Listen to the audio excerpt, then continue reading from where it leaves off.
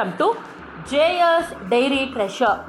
இன்றைக்கி JS dairy ட்ரெஷரில் ஒரு சூப்பரான ஸ்வீட் தாங்க பார்க்க போகிறோம். ஃபஸ்ட்டு நான் இதுக்கு பார்த்தீங்கன்னா லோட்டஸ் சீட் இருக்குல்ல, தாமரை விதை, அதை நான் என்ன பண்ணியிருக்கேன்னா நல்ல ஒரு பவுலில் எடுத்திருக்கேங்க. அதே ஈக்குவல் கன்சிஸ்டன்சிக்கு அவுளையும் எடுத்திருக்கேன். நல்ல வெள்ளை அவுள் ரெண்டுத்தையுமே நம்ம என்ன பண்ணிக்கலாம்னா ஃபஸ்ட்டு வாஷ் பண்ணிவிட்டு நம்ம கொஞ்சம் நேரம் ஃபேன் காற்றுல வச்சுருவோம். இப்போ நம்ம ஒரு வாணலில் கொஞ்சமாக ஃபஸ்ட்டு நெய் விட்டுப்போங்க. அந்த நெய்யில் இந்த லோட்டஸ் சீட் இருக்குல்ல, அதை ஃபஸ்ட்டு நல்லா ஒரு ஃப்ரை பண்ணிக்கோங்க. அது நல்லா சிம்மில் வச்சு நல்லா கொஞ்சம் நேரம் அது நல்லா ஃப்ரை பண்ணிக்கோங்க. திருப்பி அதை ஒரு பவுலுக்கு ட்ரான்ஸ்ஃபர் பண்ணிவிட்டு அதே வாணலிலேயே அவுளையும் போட்டு நல்லா அதுலேயே நம்ம ஃப்ரை பண்ணிக்கலாம்.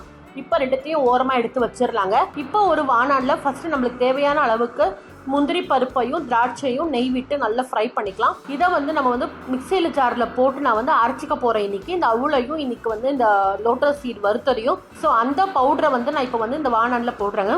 நல்ல ஒரு ஃப்ரை கொடுத்துட்டு ஈக்குவல் கன்சிஸ்டன்சி ரெண்டுமே சேர்த்தோம், அப்படி ஒன்றா அரைச்சோம் அப்படின்னா எனக்கு நல்லா ஒரு பாத்திரத்தில் ஃபுல்லாக வந்தது. ஸோ அதுக்கு ஈக்குவலாக என்ன பண்ணிக்க போகிறேன்னா 1.5 டம்ளருக்கு பால் விட்டு வேக வைக்க போகிறேங்க. கேசரி பவுடர் கொஞ்சமாக பாலில் ஊற போட்டு வச்சுருக்கேன். இப்போ நம்ம இந்த கேசரி பவுடரை வச்சுருக்கோம்ல, அந்த பாலையும் அதில் விட்டுக்கலாங்க. நான் இன்றைக்கி நாட்டு சக்கரை போட்டு தான் செய்ய போகிறேன்.